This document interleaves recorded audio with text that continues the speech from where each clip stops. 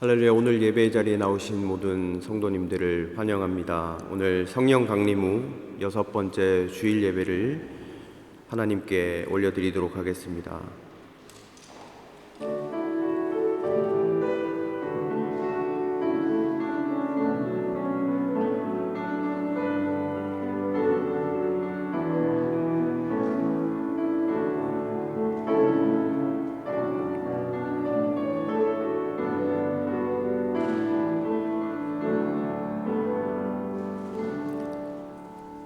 하나님 감사합니다. 거룩하고 복된 주일을 맞아 우리들의 마음을 모아주시고 이 자리에 모여 영과 진리로 예배할 수 있는 은혜를 베풀어 주신 것을 감사드립니다. 하나님께서 주시는 참된 평안과 참된 안식을 하나님 이 시간 누리기를 원합니다. 하나님, 세상에서 줄 수 없는 주님께서 주시는 참된 평안으로 우리의 마음을 만져주시고 주님께서 주시는 힘으로 말미암아 한 주간 동안 세상에 나가 승리하는 삶 살 수 있도록 지금 이곳에 임하여 주시옵소서. 주님께 모든 영광을 올려드리기를 소원합니다. 예배의 시종을 주님께 맡기며 이 모든 말씀 예수님의 이름으로 기도드립니다. 아멘. 우리 다 같이 자리에서 일어나시겠습니다. 다 같이 자리에서 일어나셔서 사도신경으로 우리의 신앙을 고백하도록 하겠습니다. 예배자들은 침묵으로 같이 사도신경을 고백해 주시면 감사하겠습니다.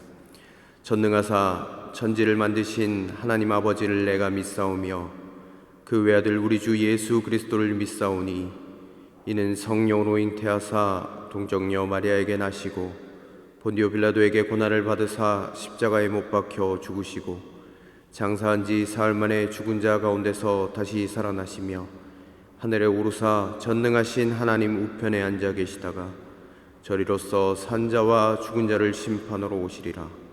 성령을 믿사오며 거룩한 공회와 성도가 서로 교통하는 것과 죄를 사하여 주시는 것과 몸이 다시 사는 것과 영원히 사는 것을 믿사옵나이다. 아멘. 이 시간은 참회의 기도를 다 함께 침묵으로 드리겠습니다. 긍휼이 많으신 하나님 아버지, 저희들은 잠시라도 하나님을 떠나 살 수 없나이다. 주님을 떠나는 그 순간부터 곧바로 부패할 수밖에 없는 연약한 인생임을 고백하며 나아갑니다. 하지만 저희들은 지난 한 주간 하나님을 멀리 떠나 살면서 여러 가지 죄를 지으며 불의 가운데 살았습니다. 우리를 선하고 의로운 길로 인도하시는 주님의 음성에 귀를 막고 내 욕망을 따라 음침한 길로 다녔습니다. 이웃과의 삶에 있어서 다른 사람들의 허물을 용납하지 못했습니다. 성도답게 살지 못하고 하나님의 영광을 드러내지 못했습니다. 교만과 아집 속에 살아왔던 저희들의 모습, 주님 용서하여 주시옵소서. 지금 이 시간은 여러분과 하나님만이 아는 은밀한 죄를 침묵으로 고백하며 하나님 앞으로 나아가도록 하겠습니다.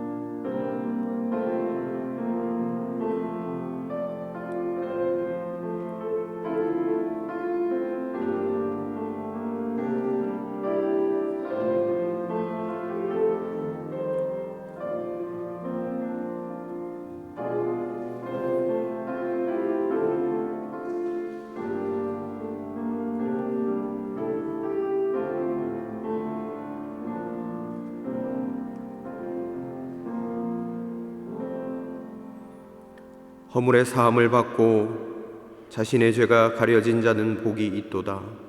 마음에 간사함이 없고 여호와께 정죄를 당하지 아니하는 자는 복이 있도다. 아멘.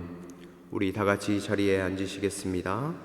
우리 찬송가 301장 1절, 2절을 우리 찬송 가사를 눈으로 묵상하시며 다 함께 찬양하시겠습니다.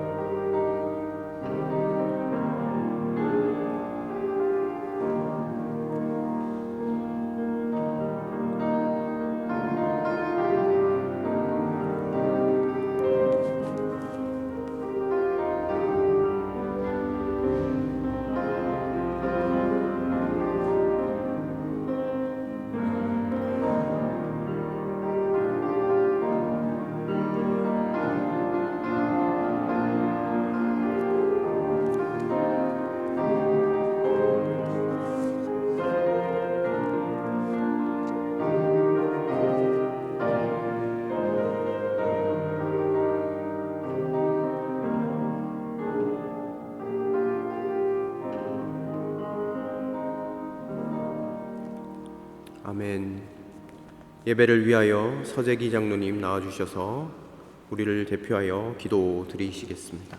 천지 만물을 창조하시고 우리들의 생사화복을 주관하시는 하나님, 한 주간도 주의 은혜로 살아가게 하시고 오늘 당신께 감사와 찬양 드리게 하여 주심을 감사드립니다. 한 주간 세상에 살면서 친구와 이웃과 가족들에게 마음 아프게 한 일이 있으면 이 시간 회개케 하여 주시고, 또한 그들에게 용서와 화해할 수 있는 용기와 마음 허락하여 주시옵소서.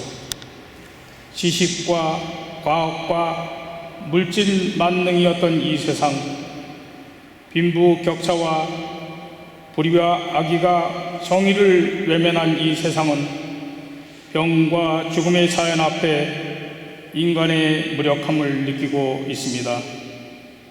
이 일을 통하여 우리 모두는 하나님을 두려워하며 좀 더 낮아지고 겸손하여 이 질병과 고통의 시간을 함께 이겨나가기를 원합니다.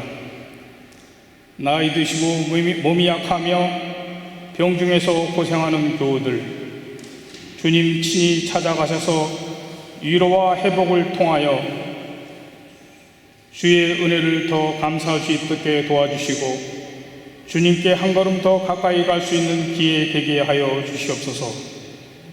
우리 조국 남과 북의 은혜를 베푸사 한 민족, 한 동족, 한 형제임을 깨달아 함께 사랑하며 살아가는 우리 되게 하시옵소서.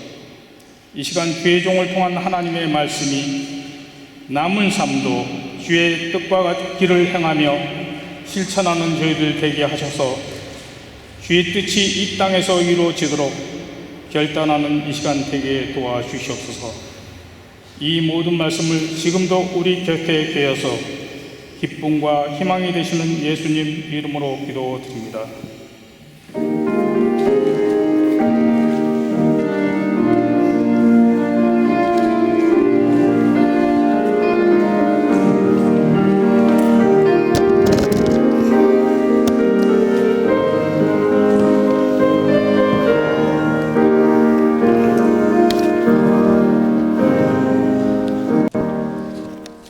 하나님께서 오늘 우리에게 주신 말씀은 느헤미야서 5장 1절로 13절까지의 말씀입니다. 구약성경 느헤미야서 5장 1절로 13절까지의 말씀을 제가 받들어 읽도록 하겠습니다. 백성 사이에서 유다인 동포를 원망하는 소리가 크게 일고 있다. 부인들이 더 아우성이다. 더러는 이렇게 울부짖는다. 우리 아들, 딸들, 거기에다 우리까지 이렇게 식구가 많으니 입에 불칠이라도 하고 살아가려면 곡식이라도 가져오자. 또 어떤 이들은 이렇게 울부짖는다. 배가 고파서 곡식을 얻느라고 우리는 밭도 포도원도 집도 다 잡혔다. 또 어떤 이들은 이렇게 외친다. 우리는 왕에게 세금을 낼 돈이 없어서 밭과 포도원을 잡히고 돈을 꾸어야만 했다. 또 더러는 이렇게 탄식한다. 우리의 몸이라고 해서 유다인 동포들의 몸과 무엇이 다르냐? 우리의 자식이라고 해서 그들의 자식과 무엇이 다르단 말이냐? 그런데도 우리가 아들, 딸을 종으로 팔아야 하다니. 우리의 딸 가운데 벌써 노예가 된 아이들도 있는데 밭과 포도원이 다 남의 것이 되어서 우리는 어떻게 손을 쓸 수도 없다. 그들의 울부짖음과 탄식을 듣고 보니 나 또한 치밀어 오는 분노를 참을 수가 없다. 나는 그들이 울부짖는 내용을 신중하게 살핀 다음에 귀족들과 관리들에게 어찌하여 같은 결의끼리 돈놀이를 하느냐고 호되게 나무랐다. 이 문제를 다루어야 하겠기에 나는 대회를 열고서 귀족들과 관리들에게 말하였다. 우리는 이방 사람들에게 팔려서 종이 된 유다인 동포를 애써 몸값을 치르고 데려왔소. 그런데 지금 당신들은 동포를 또 팔고 있소. 이제 우리더러 그들을 다시 사오라는 말이요. 이렇게 말하였으나 그들 가운데 대답하는 사람이 아무도 없다. 그들에게도 할 말이 없었을 것이다. 내가 말을 계속하였다. 당신들이 한 처사는 옳지 않습니다.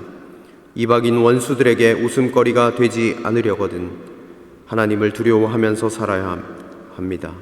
나도 나의 친족도 그리고 내 아랫사람들도 백성에게 돈과 곡식을 구워주고 있습니다. 제발 이제부터는 백성에게 이자 받는 것을 그만둡시다. 그러니 당신들과 밭과 포도원과 올리브 밭과 집을 오늘 당장 다 돌려주십시오. 돈과 곡식과 새 포도주와 올리브 기름을 구워주고서 받는 비싼 이자도 당장 돌려주십시오. 그들은 대답하였다. 모두 돌려주겠습니다. 그들에게 아무것도 받지 않겠습니다. 말씀하신 대로 다 하겠습니다. 나는 곧 제사장들을 불러 모으고 그 자리에서 귀족들과 관리들에게 자기들이 약속한 것을 서약하게 하였다. 나는 또 나의 주머니를 털어 보이면서 말하였다. 이 서약을 지키지 않는 사람은 하나님이 그 집과 재산을 이렇게 다 털어버리실 것입니다. 그런 자는 털리고 털려서 마침내 빈털터리가 되고 말 것입니다. 내가 이렇게 말하자 거기에 모인 모든 사람이 아멘하며 주님을 찬양하였다. 백성은 약속을 지켰다. 아멘. 우리 찬송 가사 묵상 413장 1절 2절을 다 함께 침묵 가운데 같이 찬양하시겠습니다.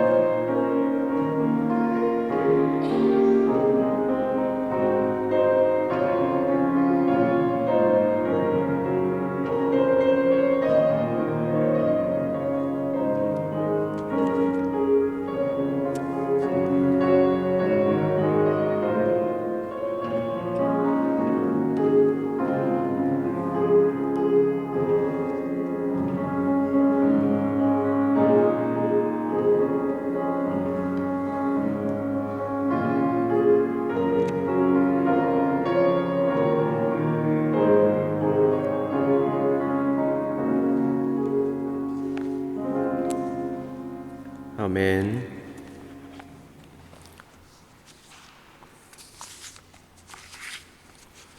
네, 사랑하는 모든 성도 여러분, 은혜의 자리에 잘 나오셨습니다. 하나님께서 오늘 이 예배의 자리 가운데 함께 하시고 우리에게 은혜를 베풀어 주시고 새로운 생명을 누리게 하시리라고 믿습니다.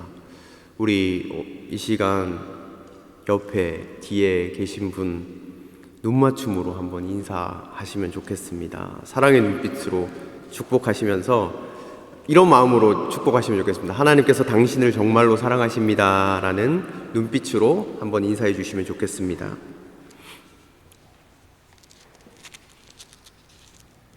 네, 말씀을 시작하려고 합니다. 시어머니 권사님이 한 주부와 같이 살았습니다. 며느리와 같이 사는데 워낙 살림을 잘하는 며느리였습니다. 또 성격이 좋은 시어머니라서 고부간에 갈등 없이 하루하루 잘 지내고 있었습니다.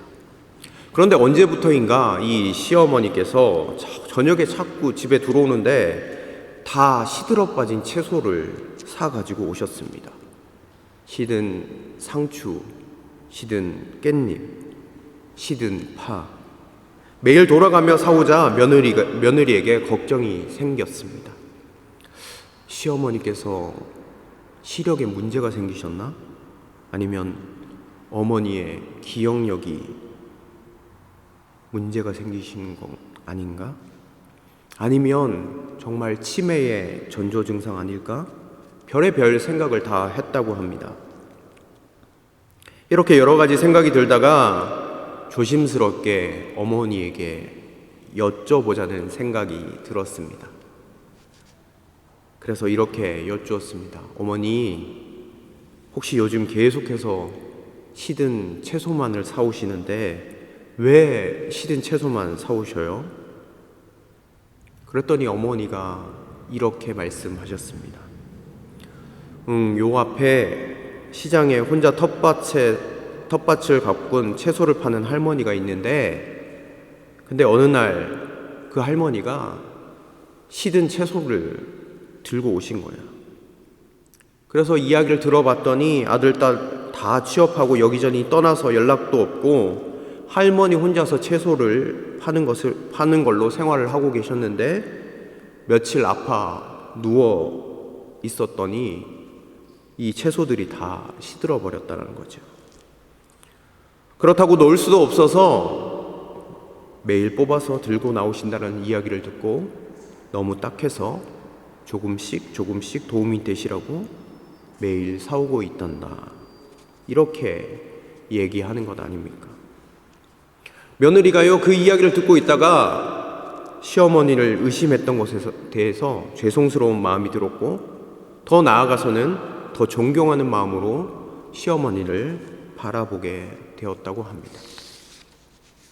며느리가요, 예수님을 믿지 않았는데 예수님을 닮은 어머니의 그 인품과 사랑에 감동하여 예수님을 믿게 되었다고 합니다. 여러분이 이 이야기를 들으실 때 마음이 어떠셨습니까? 제 마음은 훈훈해졌습니다.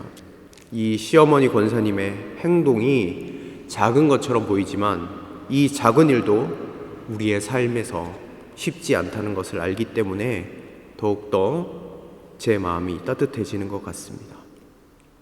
여러분, 진짜 사랑은 마음에 머물러 있지 않고 행동으로 이어집니다. 사랑하는 성도 여러분, 우리도 이 시어머니와 같은 작은 행동이라도 실천할 수 있는 믿음과 용기가 있으시면 좋겠습니다.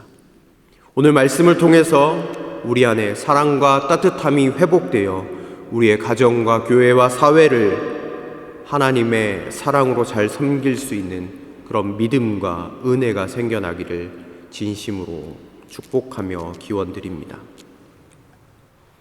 우리는 지난주 말씀을 통해서 하나님의 백성 공동체가 재건을 하기 위해서 나아갈 때에 대적의 어려움, 군사적인 그런 어려움, 위협의 사건들에 대해서 함께 나눴습니다. 성벽을 재건할 때 어떤 일이 일어났습니까? 침입하겠다, 무너뜨리겠다라는 그런 교묘한 말로 그들이 계속해서 공격했던 것을 볼 수 있습니다. 우리가 지난주에 함께 나눴던 것은 교회 공동체가 세워져 나가면서 드러나는 그런 외형적인 위협에 대해서 우리는 살펴봤는데, 오늘 본문은요, 이 공동체를 세우고 회복하기 위해서 외형적인 그런 어려움뿐만이 아니라 공동체 내부 안에서도 갈등이 있었다라는 것을 우리는 살필 수 있습니다. 우리가 지난주에 살폈던 4장의 말씀은요, 외형적인 위협과 갈등, 그리고 오늘 읽었던 5장의 말씀은 공동체 내부에 있었던 그런 문제들을 기록하고 있습니다. 여러분, 오늘 읽었던 본문의 문제가 무엇입니까? 포로 귀한 공동체 안에 부유한 자들과 가난한 자, 이들 사이에 경제적인 문제로 인하여 내부적인 갈등이 있었다는 거죠. 오늘 1절 말씀 보십시오. 가난한 이스라엘 백성들이 크게 부르짖으며 원망이 일어나고 있습니다. 문제가 무엇입니까? 식량이 없다라는 거예요. 먹을 것이 없다라는 것입니다. 흉년이 들었습니다. 그래서 먹을 것이 없습니다. 그런데 진짜 문제는 뭐냐면 식량이 없는 것이 아니라 과도한 세금, 그리고 고리대금으로 인한 빈익빈 부익부 현상이 너무 심해져 버렸다는 겁니다. 사람이 빚을 갚을 수 없어서 밭도 포도원도 다 빼앗기고, 심지어는 자신의 가족이 다른 사람의 종이 되기까지 하는 그런 일이 오늘 성경에 기록되어져 있었습니다. 여러분, 이것은요, 빈부격차의 문제를 떠나서 생존과 인권에 위협하는 그런 심각한 문제였습니다. 이런 문제들은 성벽을 재건하면서 외부적인 위협보다 더욱 심각하게 하나님의 공동체를 하나 되게 만드는 것에 있어서 큰 위협과 문제였습니다. 더 넘어서는 이스라엘 백성 공동체의 존립 자체를 뒤흔드는 일이었습니다. 여러분, 포로에서 돌아온 이스라엘 백성들이 가지는 선민 공동체의 일체감을 완전히 훼손시키는 일이었기 때문입니다. 오늘 6절 말씀을 같이 보시면 좋겠습니다. 6절 말씀입니다. 6절 말씀 제가 받들어 읽겠습니다. 그들의 울부짖음과 탄식을 듣고 보니 나 또한 치밀어 오는 분노를 참을 수가 없다. 아멘. 여러분, 느헤미야가 가난한 자들의 울음과 탄식을 듣고서 분노하고 있습니다. 참을 수 없다라고 이야기합니다. 여러분, 느헤미야가 왜, 무엇 때문에 이렇게 분노하였을까요? 크게 두 가지로 한번 살펴볼 수 있습니다. 먼저는 하나님 섬기는 백성들, 포로 귀한 공동체 가운데 이방인의 삶의 방식이 깊숙이 자리하고 있었다라는 겁니다. 고리대금이 포로 귀한 시대에 이스라엘 백성들에게 나타나고 가진 자들이 탐욕을 가졌던 이유가 무엇이냐면 바로 이스라엘 주변에 있는 나라들이 높은 이율을 가지고 있었기 때문입니다. 아수르, 바벨론, 페르시아 제국에 이르기까지 당시의 이율은 돈을 빌려줄 경우 20에서 25%, 곡물로 빌려줄 경우 33%를 받았다고 합니다. 더 나아가서는요, 메소포타미아 지역에 가면 이보다도 더 높았다고 합니다. 돈을 빌려줄 경우 33%, 그리고 곡식을 빌려줄 경우 50%나 되는 이자를 받았다고 합니다. 포로 공동체가 무엇이 옳고 그른지 알고 있음에도 불구하고 주위의 나라들을 보니까요, 우리가 이렇게 하는 것이 괜찮구나 라고 생각하게 된 겁니다. 이스라엘 백성들에게는 하나님의 말씀과 율법이 있었어요. 그럼에도 불구하고 그 율법과 말씀보다는 주위의 환경을 보니까 합리화할 수 있는 많은 이유들이 있는 거예요. 저 나라 봐, 33%나 받잖아. 50%나 받네? 우리도 받는 거 당연하다. 가진 자들이 돈을 빌려줍니다. 그리고 곡식을 줍니다. 그리고 다른 나라도 이렇게 하고 있지 않느냐라고 이야기합니다. 다른 사람들도 다 그렇게 하는데 그것이 무엇이 문제란 말이냐. 여러분, 느헤미야는 이것에 대해서 분노하였습니다. 하나님의 백성이 적어도 다른 나라 이방 사람들과 구별되어 살아야 하는데 하나님의 백성임에도 불구하고 현실적인 이익에 급급해서 하나님을 두려워하거나 형제를 긍휼히 여기는 마음 자체가 없었다라는 거죠. 상실해버렸다는 이야기입니다. 여러분, 두 번째 이유가 무엇이냐? 왜 느헤미야가 이것에 대해서 분노했는가? 그것은 바로 이스라엘 백성들의 삶에 하나님의 말씀과 율법이 사라져버렸기 때문입니다. 여러분, 이스라엘 백성들에게는 하나님의 말씀이 있었습니다. 말씀을 주셨잖아요. 하나님의 백성이 지켜야 할 것들에 대해서 세세하게, 아주 세세하게 말씀해 주셨습니다. 우리가 오늘 성경을 같이 한번 찾아보시겠습니다. 레위기 25장으로 한번 가보겠습니다. 레위기 25장 말씀을 같이 보시도록 하겠습니다. 레위기 25장입니다. 35절 말씀, 레위기 25장 35절 말씀. 네, 35절부터 38절까지 제가 받들어 읽겠습니다. 너희 동족 가운데 아주 가난해서 도저히 자기 힘만으로 살아갈 수 없는 사람이 너희의 곁에 살면 너희는 그를 돌보아 주어야 한다. 너희는 그를 나그네나 임시 거주자처럼 너희와 함께 살도록 하여야 한다. 36절, 그에게서는 이자를 받아도 안 되고 어떤 이익을 남기려고 해서도 안 된다. 너희가 하나님 두려운 줄 안다면 너희의 동족을 너희의 곁에 데리고 함께 살아야 한다. 너희는 그런 사람에게 이자를 받을 목적으로 돈을 구워주거나 이익을 볼 셈으로 먹거리를 구워주어서는 안 된다. 나는 너희의 하나님이 되려고 너희에게 가나안 땅을 주고 너희를 이집트 땅에서 이끌어낸 주 너희의 하나님이다. 아멘. 여러분, 하나님께서는요 분명하게 말씀하시기를 이스라엘 백성 공동체 한 형제라고 규정하고 있습니다. 그러면서 형제가 어려움에 처한 경우에 힘이 닿도록 마땅히 도울 것을 명령하고 있습니다. 특히 형제가 어려움에 처해서 돈이나 양식이 필요할 때는 고리는 물론 이자 자체를 취하여서는 안 된다라고 분명하게 말씀하셨습니다. 왜냐하면 형제이기 때문에. 하나님을 섬기도록 하나님께서 불러주셨고 한 형제로 불러주셨고 같이 예배하고 하나님을 높이는 그런 형제이기 때문입니다. 이런 일들이 실천될 때에 하나님의 백성의 공동체는 다른 이방인들과 구별되는 거룩한 공동체로 세워질 수 있었던 것이죠. 그런데 이러한 하나님의 말씀이 이스라엘 백성들에게 사라져 버렸습니다. 이교적인 그런 풍습이 들어왔습니다. 다른 나라를 보니까 이러합니다. 가진 자들이 더 잘 먹고 잘 사는 것을 보고 이스라엘 사회에서도 동족 간에 이자를 취하기 시작합니다. 그것이 당연하다라고 여겨지기 시작합니다. 하나님의 백성이 하나님의 말씀이 사라져 버리는 이런 상황이 생겨버렸습니다. 삶의 기준이 말씀이 되어야 함에도 불구하고 말씀이 사라져 버렸습니다. 하나님께서 형제가 가난하거든 힘써 돕기를 이야기하셨는데 악독 고리업자로 변신하여 형제들의 가난을 자신의 부를 위한 발판으로 삼아 축적하려 했습니다. 다들 그렇게 하는데 뭐, 세상 사람들이 그렇게 하는데 뭐, 겉으로는요 성벽을 짓고 새로운 공동체를 꿈꿨지만 내적으로는요 철저하게 이방인의 풍습에 젖어서 하나님의 말씀을 잊어버린 채 살아가는 이스라엘 백성들의 모습에 느헤미야는 분노할 수밖에 없었던 것입니다. 그런데 오늘 본문에 보면 느헤미야가 분노만 한 것이 아니라 공동체의 건강함을 위해서 사람들을 불러 모아서 호되게 나무라고 있습니다. 느헤미야 5장 7절 말씀 제가 받들어 읽겠습니다. 느헤미야 5장 7절 말씀입니다. 나는 그들이 울부짖는 내용을 신중하게 살핀 다음에 귀족들과 관리들에게 어찌하여 같은 결의끼리 돈놀이를 하느냐고 호되게 나무랐다. 이 문제를 다루어야 하겠기에 나는 대회를 열고서.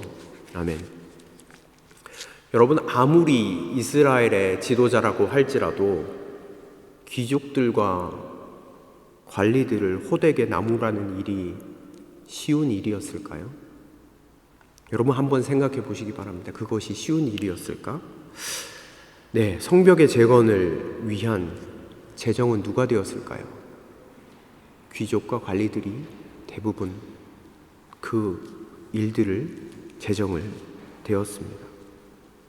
여러분, 그들에게 싫은 소리 하는 것 쉬운 일이었을까요? 쉽지 않은 일입니다. 인간적으로 한번 생각해 보시기 바랍니다. 성벽 재건이 멈춰질 수도 있는 어려움이 찾아올 수도 있는 상황입니다. 그들이 재정적으로 지원을 하지 않는다라고 하면 큰일이 납니다. 그러나 느헤미야는요, 잘못된 것을 바로잡기 위해서 주저하지 않았습니다. 왜냐하면 그는 하나님을 경외했기 때문입니다. 잘못된 것은 잘못되었다라고 주장할 수 있었던 것은, 하나님께서 이 비전을 주셨고 하나님께서 이 일을 통하여 하나님의 공동체를 새롭게 세워 나가시리라는 분명한 확신과 믿음이 있었기 때문입니다. 제가 음악을 전공하는 사람이 아니라서 잘 모르겠지만 이런 이야기를 들은 적이 있습니다. 유럽의 지휘 콩쿠르에서는 종종 원곡과 다른 잘못된 악보를 지휘자에게 주기도 한답니다. 집사님 맞나요? 네. 만약 중간에 지휘자가 지휘를 멈추고 악보에 문제가 있다고 이야기하면 심사위원들은 근엄한 목소리로 이렇게 이야기한답니다. 아니요, 그 악보는 잘못되지 않았습니다. 계속 지휘를 하십시오. 그러면 그 권위에 눌려서 대부분 그냥 잘못된 악보대로 연주를 한다고 합니다. 그러나 몇몇은 권위에 굴하지 않고 잘못을 계속해서 지적합니다. 아닙니다. 이 악보는 분명히 잘못됐습니다. 원곡과 다른 부분이 이 부분입니다. 많이 있습니다. 그럼 심사위원들은 그 참가자에게 아주 큰 가산점을 준다고 합니다. 악보가 잘못되어 있다는 것을 파악하는 능력도 있고 지휘자로서 소신과 능력이 있다라고 평가하기 때문입니다. 여러분, 느헤미야도 마찬가지였습니다. 하나님께서 공동체를 세우시겠다라는 그런 비전의 악보를 마음에 새기도록 해주셨습니다. 그리고 하나님의 말씀인 율법의 악보 또한 지휘자로서 완벽한 지도자였습니다. 그랬기에 악보와 다른 이스라엘 백성들의 모습을 바라볼 때 그것을 분명하게 지적하고 나아가는 지도자, 성벽 재건의 지휘자가 될 수 있었습니다. 느헤미야가 이들의 잘못을 지적하면서 이렇게 이야기합니다. 9절 말씀입니다. 내가 말을 계속하였다. 당신들이 한 처사는 옳지 않습니다. 이방인 원수들에게 웃음거리가 되지 않으려거든 하나님을 두려워하면서 살아야 합니다. 나도 나의 친족도 그리고 내 아랫사람들도 백성에게 돈과 곡식을 구워주고 있습니다. 제발 이제부터 백성에게서 이자 받는 것을 그만둡시다. 아멘. 여러분, 이렇게 이야기할 때요, 이 귀족들과 관리자들이 반기를 들 수도 있는 상황입니다. 반대편에 서서 성벽 재건을 완전히 막아설 수도 있는 상황 가운데에서 이 귀족과 지도자들의 반응이 너무너무 아름답습니다. 12절 말씀을 함께 보도록 하겠습니다. 12절 말씀입니다. 그들은 대답하였다. 모두 돌려주겠습니다. 그들에게서 아무것도 받지 않겠습니다. 말씀하신 대로 다 하겠습니다. 나는 곧 제사장들을 불러 모으고 그 자리에서 귀족들과 관리들에게 자기들이 약속한 것을 서약하게 하였다. 저는 이 반응을 보고 정말 어떻게 이렇게 반응할 수 있을까, 참 성숙한 사람들이다라는 생각을 하게 되었습니다. 사랑하는 성도 여러분, 우리는 이 본문을 통해서 건강한 공동체, 건강한 교회 공동체의 뿌리가 되는 것이 무엇인지 알 수 있습니다.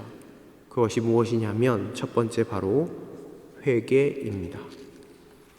그들이 말 그대로 회개하였습니다. 회개란 무엇입니까? 잘못된 길을 가다가 하나님의 말씀을 기준으로 삼고 다시 하나님의 말씀대로 살아가라는 것이 회개죠. 그들이 느헤미야를 통해서 하나님의 말씀이 들려왔습니다. 하나님의 말씀이 들려올 때에 그것을 내팽겨치지 않고 그렇구나, 나에게 주시는 하나님의 말씀이구나라고 받아들이고 이방인의 풍습대로 사는 것이 아니라 자신의 이익만을 챙기는 것이 아니라 하나님의 백성답게 살아가기 위하여 주신 그 하나님의 말씀 앞에 회개하며 나아가게 되었습니다. 완전히 돌이켰다라는 거죠. 이방 풍습의 기준이 아니라 하나님의 말씀이 그들의 기준이 되고 표준이 되는 그런 삶을 살기 시작했습니다. 우리가 앞에서 읽었던 레위기 25장에 뭐라고 기록되어져 있습니까? 형제를 사랑하라라고 기록되어져 있지 않습니까? 그러니까 이제까지 죄악된 모습을 버리고 나아갑니다. 말씀에 있는 그대로 살기로 결단하면서 나아갑니다. 그리고 맹세까지 합니다. 여러분, 이것을 통해서 분열되고 상처 입은 공동체가 다시 하나 되는 길, 회복의 길, 그 길로 나아갈 수 있었습니다. 여러분, 우리 교회 공동체가 건강한 공동체가 되기 위한 뿌리가 무엇입니까? 세상에서 통용되는 그런 합리적인 논리입니까? 아니면 이익을 얻기 위해 달려가는 기업의 경영 논리입니까? 아니면 각자의 개인적인 생각입니까? 우리 교회 공동체가 건강한 교회가 되기 위해서는 하나님의 말씀이 우리 교회 공동체의 뿌리가 되어야 함을 우리는 믿고 나아가야 합니다. 우리가 하나님의 말씀 가운데 그 뿌리를 두고 있을 때에 건강한 공동체가 되고 회복이 있는 공동체가 되며 예수 그리스도의 생명력이 넘치는 공동체가 되리라고 믿습니다. 교회의 크고 작음의 문제가 아닙니다. 그 교회가 아무리 크다고 할지라도 하나님의 말씀이 그 공동체의 뿌리가 아니라면요, 그 공동체는 세상의 공동체와는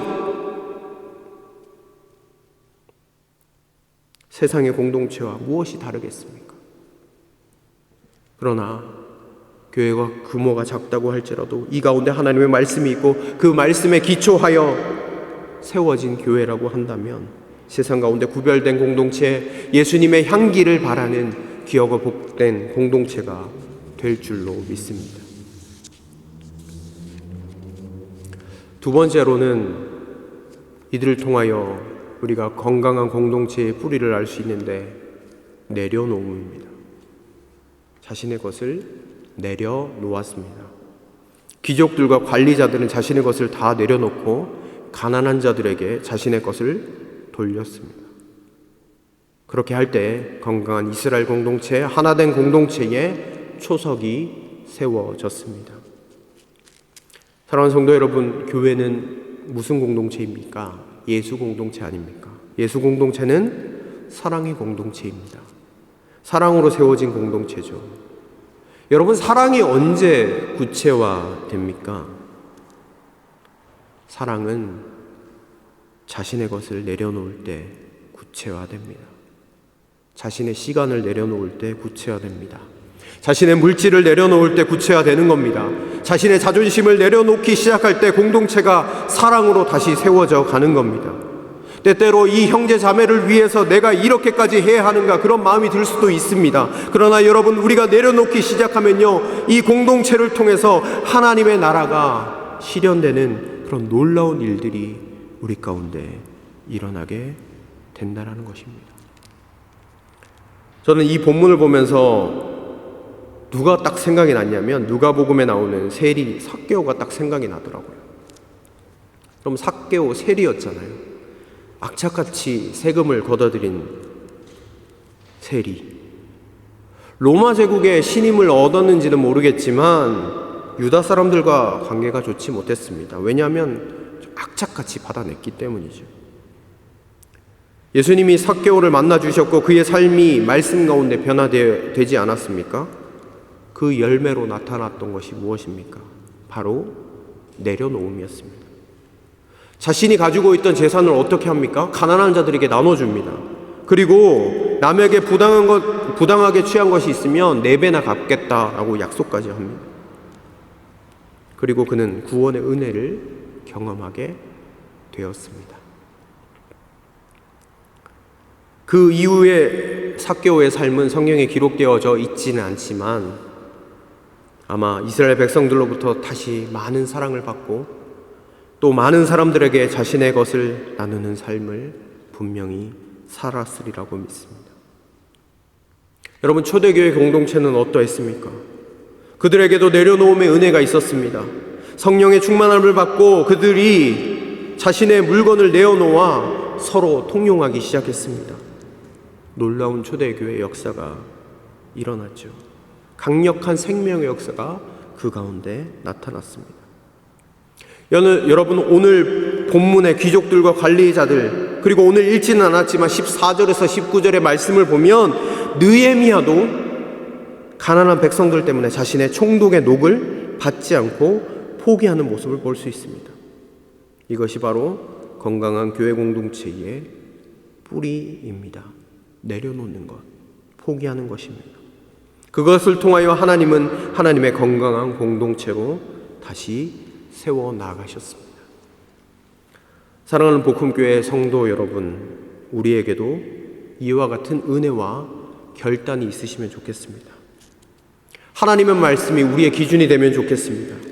우리가 각자의 삶의 자리에서 내 목소리를 내는 것이 아니라 공동체를 위해서 나의 것을 내려놓고 내 것을 포기하기 시작할 때 놀라운 부흥의 은혜를 경험하게 될 줄로 믿습니다. 영국 웨일즈의 위대한 부흥은 한 작은 교회에 기도하던 어떤 부인의 회개로부터 일어났습니다. 어느 날 한 부인이 주기도문을 하고 있었는데 그 기도문을 다 끝낼 수 없었습니다. 왜냐하면 이 구절에서 딱 기도가 막히는 거예요. 우리가 우리에게 죄 지은 죄를 사하여 준 것 같이. 이 대목에서 더 이상 기도를 할 수가 없었다고 합니다. 그 순간 미워하고 있는 형제의 얼굴이 떠올랐다고 합니다. 그래서 그 부인은 기도를 중단하고 어떻게 했냐면 밖으로 나갔습니다. 그리고 오랫동안 찾아보지 않았던 그 형제를 찾아갔습니다. 그리고 자신의 잘못에 대해서 용서를 빌었습니다. 형제님, 내가 그리스도 안에서 하나님의 사랑으로 형제를 사랑하지 못했던 것, 내 죄를 고백합니다. 용서해 주세요. 고백하면서 그의 자존심 또한 내려놓았습니다. 그때 이 두 사람을 하나님께서 회복시켜 주셨습니다. 그리고 그 교회에 강한 부흥이 일어났습니다. 그것이 웨일즈라는 도시에 부흥을 가져오는 하나님의 위대한 부흥의 불길로 타오르게 되는 그런 일이 일어났습니다. 여러분, 1907년 평양 대부흥 운동도 마찬가지입니다. 길성주 장로의 회개를 통해서 공동체가 하나님의 말씀 앞에 바로 서기 시작하였고 자신의 것을 내려놓기 시작하였습니다. 그때 성령의 강권적인 역사와 함께 교회의 생명의 역사가 나타났습니다. 사랑하는 성도 여러분, 오늘 말씀을 맺으려고 합니다. 오늘 본문을 통해서 우리에게 주님께서 말씀하시는 것은 건강한 교회 공동체를 세우기 위해서 하나님은 하나님의 말씀 가운데 우리의 삶을 맞추고 우리의 신앙을 맞추고 우리의 교회를 맞춰가는 것을 말씀하셨습니다. 여러분, 우리가 세상의 소리가 아니라 우리의 생각이 아니라 오직 하나님의 말씀이 우리의 기준이 되기 시작할 때에 우리 교회 공동체도 우리 가정도 사랑이 넘치는 공동체로 세워져 나가게 될 줄로 믿습니다. 또한 우리가 사랑의 마음으로 우리의 권리와 이기심, 물질들을 하나님 앞에 내어놓기 시작할 때 그것을 통해서 우리의 공동체가 하나님의 나라로 변화되게 될 것을 믿어 확신합니다. 다 함께 기도하며 나아가도록 하겠습니다. 이 시간 다 함께 같이 기도하실 때 들려진 하나님의 말씀을 놓고 기도하십시다. 나의 삶의 기준이 하나님 말씀이 되게 하시고 형제들을 향한 내려놓음과 사랑의 마음이 있게 해달라고 같이 기도해 주시고 또한 우리 교회가 그런 공동체가 되게 하여 주셔서 하나님, 우리 공동체가 말씀 가운데 서고 사랑이 있는 그런 공동체로 바르게 세워주십시오라고 고백하시며 기도의 자리로 나가시면 좋겠습니다. 그리고 코로나를 위해서 계속해서 기도해 주십시오. 하나님, 하루속히 백신과 치료제가 개발되어져서 하나님 이곳에서 하나님을 마음껏 찬양하고 예배할 수 있도록 아무런 제약 없이 하나님을 높이게 해달라고 코로나를 위하여 기도해 주시고 요르단과 말라위 땅을 위해서 기도해 주시기 바랍니다. 그리고 마지막으로 몸이 아픈 환우들, 마음이 아픈 환우들, 여러분들이 생각나는 환우들이 계시다라고 하면 하나님 지금 이 시간 성령의 불로 하나님 치료하여 주십시오. 그 병상에 찾아가셔서 위로하시고 치료하여 주십시오. 이렇게 간절한 마음을 담아서 침묵으로 다 함께 기도 드리시도록 하겠습니다. 기도하겠습니다. 하나님 감사합니다. 주님.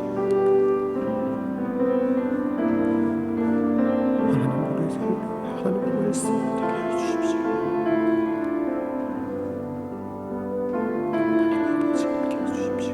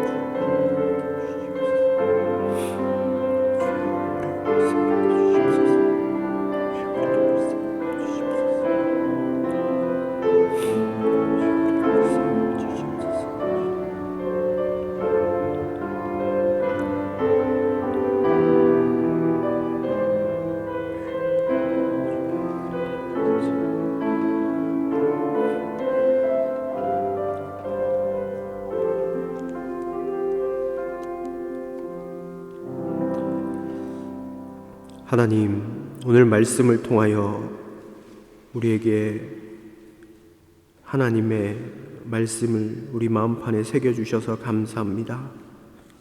하나님, 우리의 삶의 기준이 하나님 세상 사람들이 살아가는 그런 방식이 아니라 하나님의 말씀만이 우리의 삶의 기준 될 수 있도록 우리의 마음을 주장하여 주십시오. 형제들을 향한 내려놓음과 사랑의 마음이 있는 우리의 삶이 될 수 있도록 인도하여 주십시오. 특별히 우리 복음교회가 그런 공동체가 되기를 소망합니다. 하나님의 말씀이 주장하는 교회, 하나님의 말씀만이 하나님 기초가 되는 교회, 형제들을 향하여 내려놓음과 사랑의 마음이 있는 교회가 되기를 원합니다. 그리하여 하나님의 놀라운 기적과 같은 은혜들이 우리 공동체를 통하여 나타날 수 있도록 우리 교회 공동체를 긍휼히 여겨 주시옵소서. 하나님, 코로나 바이러스 때문에 삶에 여러 가지 제약들이 있습니다. 예배를 드리는 것에 있어서도 많은 제약들이 있습니다. 하나님, 하루속히 백신과 치료제가 개발되게 하여 주십시오. 그래서 모든 성도들이 함께 나와 하나님을 마음껏 찬양하고 마음껏 기도할 수 있는, 그리고 마음껏 교제 나눌 수 있는 은혜를 우리 가운데 허락하여 주시옵소서. 요르단과 말라위 땅 가운데 주님께서 함께 하시고 성령의 충만함으로 베풀어 주시고, 하나님 그곳 가운데 하나님 코로나로 인하여 힘겨워하는 형제 자매들이 있다고 하면 성령께서 그들의 마음을 어루만져 주시고 고쳐 주옵소서. 하나님, 몸과 마음이 아픈 성도님들이 계십니까? 지금 찾아가셔서 주님께서 위로하여 주시고 성령의 불로 치료하여 주시옵소서. 우리에게는 능력이 없지만 예수 그리스도 그 이름에는 능력이 있는 줄로 믿사오니 우리가 주님께 맡기며 기도할 때에 그런 기적과 같은 은혜들을 우리 가운데 허락하여 주시옵소서. 그리하여 이 자리에 함께 나와 예배하며 기쁨으로 하나님께 감사할 수 있도록 도와주시옵소서. 하나님, 오늘 이 시간 주님 앞에 나올 때에 빈손 들고 나오지 않고 주님 앞에 귀한 예물을 구별하여 드렸습니다. 여러 가지 제목으로 드려진 그 예물 위에 하나님 기뻐 받아주시고 하늘에 신령한 것으로 땅에 기름진 것으로 늘 삶의 자리를 풍성하게 채워주시며 주님께서 주시는 그 은혜를 또한 많은 사람들과 함께 나눌 수 있는 그런 믿음 또한 더하여 주시옵소서. 하나님, 성도님들 예배 마치고 돌아가는 그 발걸음 위에 주님께서 함께하여 주시고 한 주간 동안 삶에 있어서 성령께서 동행해 주심으로 말미암아 날마다 감사 또 감사하는 그런 삶을 사실 수 있도록 인도하여 주시옵소서. 감사를 드리며 예수님의 이름으로 기도드립니다. 아멘. 계속해서 기도드리겠습니다. 지금은 우리 복음교회의 머리가 되어주신 예수 그리스도의 은혜와 하나님의 사랑과 성령의 위로 충만 교통하심의 역사가 하나님의 말씀이 우리의 삶의 기준이 되기로 결단하며 나아가며 또한 형제 자매들을 향한 내려놓음과 사랑의 마음이 있기를 결단하며 나아가는 여기에 모인 모든 예배자들 가운데 그리고 영상으로 함께 예배드리는 성도님들의 삶의 자리 가운데 이제로부터 영원토록 함께 하시기를 간절히 축원하옵나이다. 아멘.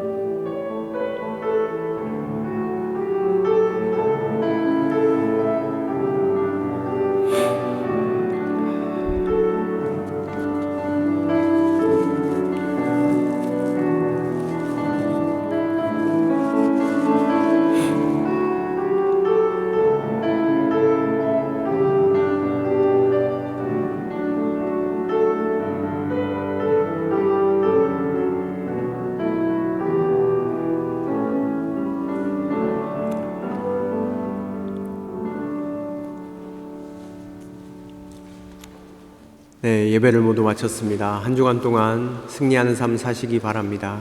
그리고 나가실 때 안내위원회 안내를 따라서 한 분씩 나가주시면 감사하겠습니다.